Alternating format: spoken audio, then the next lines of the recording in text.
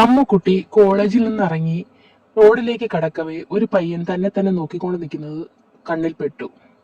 ഇതിപ്പോ കുറച്ച് നാളുകൊണ്ടേ ഇങ്ങനെ തന്നെയാണല്ലോ, ഇത് ആരാണാവോ എന്നെ ഇങ്ങനെ നോക്കിക്കൊണ്ട് നിൽക്കുന്നത്, അവൾ വിചാരിച്ചു.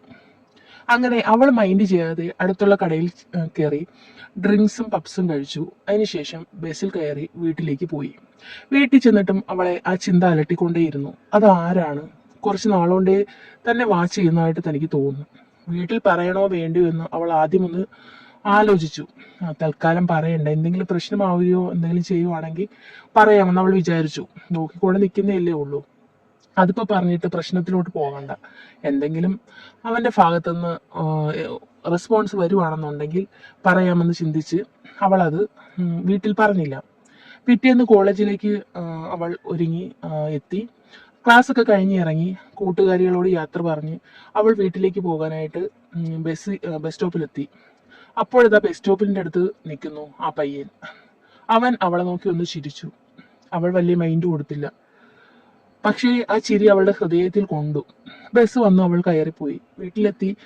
വീട്ടിൽ ചെന്നിട്ട് കുറച്ച് ജോലികളൊക്കെ അവൾക്കുണ്ടായിരുന്നു. തുണി കഴുകാനും ബെഡ് വൃത്തിയാക്കാനും കിച്ചണിൽ കുറച്ച് പാത്രങ്ങളൊക്കെ കഴുകാനും ഉണ്ടായിരുന്നു. അമ്മയെ സഹായിക്കാറുണ്ട് അവൾ വീട്ടിൽ നിൽക്കുമ്പോഴും കോളേജ് കഴിഞ്ഞ് വരുമ്പോഴും ഒക്കെ. അങ്ങനെ ഈ ജോലി ചെയ്യുന്നതിൻ്റെ ഇടയ്ക്കെല്ലാം അവളുടെ മനസ്സിൽ ഇയാളുടെ മുഖം ഇങ്ങനെ കടന്നു വന്നു. ഇയാൾ എന്തായിരിക്കാം തന്നെ നോക്കി ചിരിക്കാനുള്ള കാരണം എന്നൊക്കെയായിരുന്നു പിന്നീടുള്ള അവളുടെ ചിന്ത. അവളുടെ വീട്ടിൽ അമ്മയും അച്ഛനും അവൾക്കൊരനിയനുമാണ് ഉള്ളത്. അമ്മയ്ക്ക് ജോലിയൊന്നുമില്ല, അച്ഛന് കമ്പനിയിലാണ് ജോലി, അനിയൻ ചെറിയ ക്ലാസ്സിൽ പഠിക്കുന്നു. അമ്മ ചോദിച്ചു, നിനക്കെന്താണ് ഈയിടെയായിട്ട് ഇത്ര ആലോചന? ഒന്നുമില്ലമ്മേ, കോളേജിലെ കാര്യങ്ങളൊക്കെ ഇങ്ങനെ ആലോചിക്കുകയായിരുന്നു. ഞാൻ കുറച്ച് ദിവസമായി ശ്രദ്ധിക്കുന്നു നിന്റെ മാറ്റം. മറ്റേത് എപ്പോഴും തമാശയും പറഞ്ഞ് ചിരിച്ച് കളിച്ച് നടക്കുന്ന പെണ്ണാണ്, ഇപ്പോൾ കുറച്ച് ദിവസമായിട്ട് ഒരു മൗനം. എന്തെങ്കിലും പ്രശ്നമുണ്ടോ? ഉണ്ടെങ്കിൽ നീ അമ്മയോട് പറ. അമ്മ പറഞ്ഞു, ഒരു പ്രശ്നവും ഇല്ലമ്മേ, കോളേജില് കുറെ പഠിക്കാനും കാര്യങ്ങളൊക്കെ ഉണ്ടല്ലോ, അപ്പൊ അതിന്റെ ചിന്തകളിലാണ്, എക്സാമും ഒക്കെ അടുത്തു. അവൾ ലഘൂകരിച്ചങ്ങ് പറഞ്ഞു. പക്ഷെ അവളുടെ മനസ്സിലെ ചിന്ത മൊത്തം ആ പയ്യൻ തന്നെ നോക്കി ചിരിക്കുന്നതിനെ കുറിച്ചായിരുന്നു.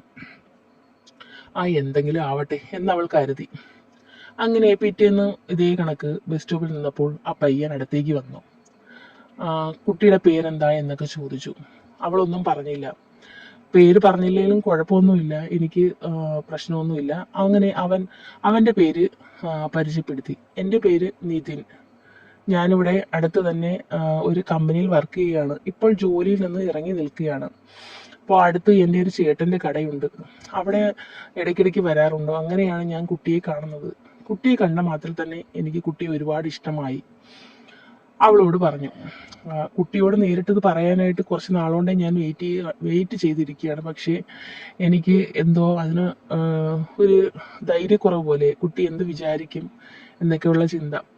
അതുകൊണ്ടാണ് ഇപ്പോൾ പറയാമെന്ന് വിചാരിച്ചത്. കുട്ടി എനിക്ക് വളരെ ഇഷ്ടമാണ് എന്ന് പറഞ്ഞു. അവളൊന്നും മിണ്ടിയില്ല. അവൾക്ക് നെഞ്ചിടിപ്പ് കയറി. അവൾ അവിടെ ബോധം കെട്ട് വീഴുമെന്ന് തോന്നി. ആദ്യമായിട്ടാണ് തന്നോട് ഒരാൾ ഇങ്ങനെ പറയുന്നത്. അവൾ എന്തോ ഒരു വല്ലാത്ത അവസ്ഥയിൽ കൂടെ കടന്നുപോയി. പെട്ടെന്നത് അവൾക്ക് പോകാനുള്ള ബസ് വന്നു. കുട്ടി കുട്ടി എന്ന് അവൻ പിറകെ വിളിച്ചു. അവൾ പക്ഷേ കേൾക്കാത്ത മട്ടിൽ ബസ്സിലേക്ക് കയറി. വീട്ടിലെത്തിയതും അവൾ ഒരേ കണക്ക് കിടപ്പായി റൂമിൽ കയറി. അമ്മ ചോദിച്ചു, എന്താ നിനക്ക് എന്താ പറ്റി, വയ്യേ? ഇല്ലമ്മ, തലവേദന. ചായ എടുക്കട്ടെ? ഇപ്പോൾ എനിക്കൊന്നും വേണ്ട, കുറച്ചു നേരം കിടന്നാൽ മതി, അവൾ പറഞ്ഞു.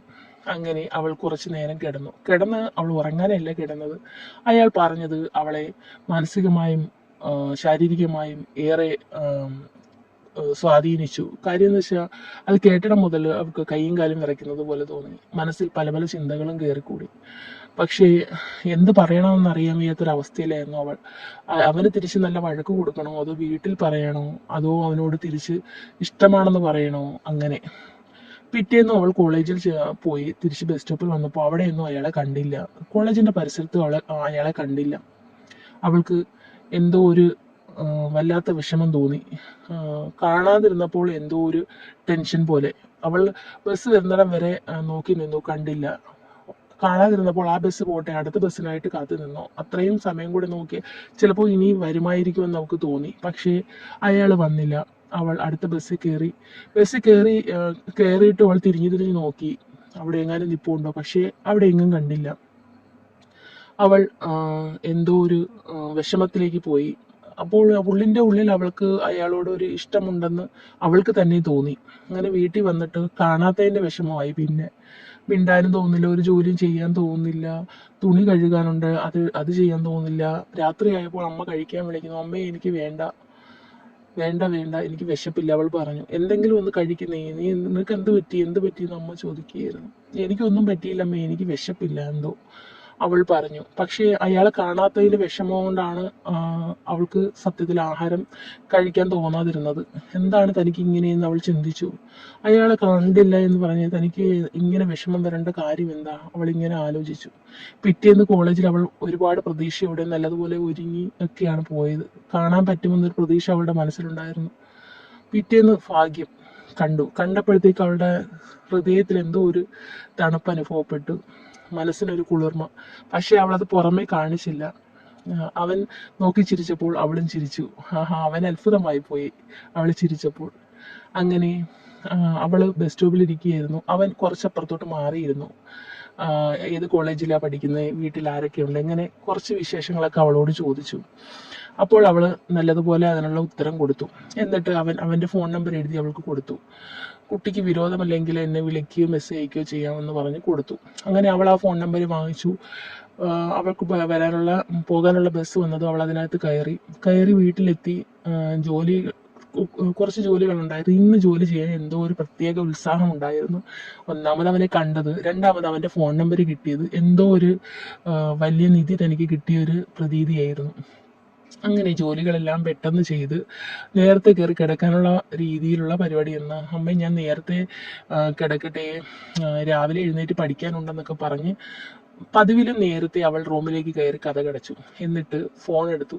അവളുടെ കൈകൾ വിറയ്ക്കുന്നുണ്ടായിരുന്നു. നമ്പർ ഡയൽ ചെയ്യാൻ നേരത്ത് എന്തോ ഒരു വല്ലാത്ത ടെൻഷനും എക്സൈറ്റ്മെന്റും. അങ്ങനെ നമ്പർ ഡയൽ ചെയ്ത് അവനെ വിളിച്ചപ്പോൾ ആദ്യ ബെല്ലിൽ തന്നെ അവൻ ഫോൺ എടുത്തു. ഹലോ എന്ന് വെച്ചതും അവൻ പറഞ്ഞു, എനിക്ക് മനസ്സിലായി, വിളിക്കുമെന്ന് ഞാൻ ഒട്ടും പ്രതീക്ഷിച്ചില്ല, അവൻ തിരിച്ചു പറഞ്ഞു. അങ്ങനെ കുറച്ചു നേരം രണ്ടുപേരും മിണ്ടാതെയായി. അതിനുശേഷം ചെറിയ ചെറിയ വാക്കുകളിലൂടെ സംസാരിക്കാൻ തുടങ്ങി. അതിനുശേഷം അവൾക്ക് ടെൻഷൻ കാരണം ഒന്നും പുറത്തേക്ക് വരുന്നില്ലായിരുന്നു. കുഴപ്പമില്ല, ഇനി നാളെ കാണാം നമുക്ക്, നീ ഫോൺ വെച്ച് കിടന്നോ എന്ന് പറഞ്ഞ് അവൻ ഫോൺ വെച്ചു. പിറ്റേന്ന് തൊട്ട് അവൾക്ക് കോളേജിൽ പോകാൻ ഭയങ്കര ഉത്സാഹം. അങ്ങനെ പിറ്റേന്ന് കോളേജിൽ പോയി അവനെ കണ്ടു. പിന്നീട് കുറച്ചു നേരം സംസാരിച്ചു. പിന്നെ അവർ നല്ല ഫ്രണ്ട്സായി. പിന്നെ അടുത്തുള്ള കോഫി ഷോപ്പിൽ പോയി കോഫി കുടിക്കുകയും ജ്യൂസ് കുടിക്കുകയും ബേക്കറിയിൽ പോകാനും ഒക്കെയായി. ചെറിയ ചെറിയ കറക്കവും കാര്യങ്ങളും ഒക്കെ അവർ തമ്മിലുണ്ടായിരുന്നു. അതിനുശേഷം ഇത് പെൺകുട്ടിയുടെ വീട്ടിലറിഞ്ഞപ്പോൾ അമ്മയ്ക്കും അച്ഛനും ഒക്കെ പ്രശ്നം, ആരാ എന്തുവാ. അപ്പം അവൾക്ക് ഡീറ്റെയിൽസ് അവൾക്ക് അറിയുന്ന എല്ലാം പറഞ്ഞു. അതിനുശേഷം അവനോട് അമ്മ സംസാരിച്ചു. അപ്പം വളരെ നല്ല പയ്യനാണെന്ന് സംസാരത്തിൽ തന്നെ അവർക്ക് മനസ്സിലായിട്ടുണ്ടായിരുന്നു. അങ്ങനെ കല്യാണം കഴിക്കാൻ ഇപ്പം അവളെ കല്യാണം കഴിപ്പിക്കാൻ ഉദ്ദേശിച്ചിട്ടില്ല, എങ്ങനെ പോയാലും ഒരു 2-3 വർഷം കൂടെ കഴിയുമെന്ന് അമ്മ പറഞ്ഞു. അപ്പോൾ നിതിന് പ്രശ്നമൊന്നും ഉണ്ടായിരുന്നില്ല, കുഴപ്പമില്ല, ഞാൻ വെയിറ്റ് ചെയ്യാം, 2-3 വർഷം കഴിഞ്ഞ് മതി എന്ന് അവനും പറഞ്ഞു. അതിൽ പല സന്തോഷം വേറെ ഒന്നുമില്ല. അവൻ്റെ വീട്ടിലും പറഞ്ഞു, ഇന്നയാൾക്ക് എനിക്കൊരു പെൺകുട്ടിയെ ഇഷ്ടപ്പെട്ടു, ഞങ്ങൾ തമ്മിൽ കുറച്ച് നാളായിട്ട് ഇഷ്ടത്തിലാണ്. അപ്പം അവരുടെ അമ്മ എന്നെ വിളിച്ചിട്ടുണ്ടായിരുന്നു, ഞാൻ സംസാരിച്ചു. അപ്പോൾ എനിക്ക് ആ കുട്ടിയെ തന്നെ കല്യാണം കഴിക്കണം എന്നാണ് ആഗ്രഹം, വീട്ടിലെല്ലാവരും സമ്മതിക്കണമെന്ന് പറഞ്ഞു. വീട്ടുകാർക്ക് മോൻ്റെ ഇഷ്ടം എന്താണോ അത് തന്നെയായിരുന്നു വീട്ടുകാരുടെ ഇഷ്ടം. അങ്ങനെ പിന്നീട് അവർക്ക് സ്നേഹിക്കാൻ പ്രത്യേകിച്ച് അങ്ങനെ ആരെയും പേടിക്കേണ്ട ഒരാവശ്യം വന്നില്ല. നല്ല രീതിയിലുള്ള സ്നേഹം തന്നെയായിരുന്നു അവർ തമ്മിലുണ്ടായിരുന്നത്. അങ്ങനെ അവർ തമ്മിൽ അമ്പലത്തിൽ പോകാറും പിന്നീട് എല്ലാവർക്കും ഇവർ തമ്മിലുള്ള റിലേഷൻ അറിയാമായിരുന്നു. കുറച്ച് നാൾ കഴിഞ്ഞപ്പോഴത്തേക്കും നിശ്ചയം നടത്തി വയ്ക്കണമെന്നായി പെണ്ണിൻ്റെ വീട്ടുകാർക്ക്. കാരണം ഈ പയ്യനോടൊപ്പം കറങ്ങുന്നത് പലർക്കും അറിയാവുന്നതുകൊണ്ട് തെറ്റായിട്ടുള്ള കാര്യങ്ങൾ ആൾക്കാർ പറയുന്നു. ഇതൊക്കെ അവരുടെ ചെവിയിലെത്തിയതുകൊണ്ട് നിശ്ചയം നടത്തി വെച്ചാൽ പിന്നീട് പ്രശ്നങ്ങളൊന്നും ഉണ്ടാവത്തില്ല. എന്തെങ്കിലും ആൾക്കാർ പറഞ്ഞാലും പ്രശ്നമില്ലല്ലോ. അങ്ങനെ രണ്ടു കൂട്ടരും കൂടെ ചേർന്നിട്ട് അവരുടെ നിശ്ചയം നല്ല അതിഗംഭീരമായിട്ട് ഒരുപാട് ആൾക്കാരെല്ലാം വിളിച്ച് നടത്തി. അതിനുശേഷം പിന്നെ ഒരു പ്രശ്നങ്ങളും ഇല്ലായിരുന്നു രണ്ടുപേർക്കും. പിന്നെ കുറച്ചും കൂടി ഫ്രീഡം ആയിരുന്നു. ചെക്കൻ പെൺകുട്ടിയുടെ വീട്ടിൽ വരും, പെൺകുട്ടി ചെക്കൻ്റെ വീട്ടിൽ പോവും. അങ്ങനെ നന്നായിട്ട് അവരുടെ സ്നേഹം മുന്നോട്ട് കൊണ്ടുപോയി. കുറച്ച് നാളുകൾക്ക് ശേഷം പിന്നെ കല്യാണം കഴിപ്പിക്കാനുള്ള പരിപാടിയായി.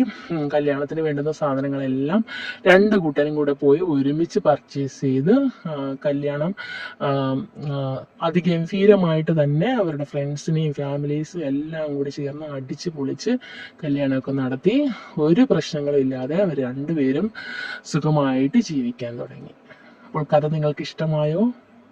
അപ്പോൾ ഇതുപോലുള്ള നല്ല സ്റ്റോറീസായിട്ട് അടുത്ത പ്രാവശ്യം നമുക്ക് വീണ്ടും കാണാം.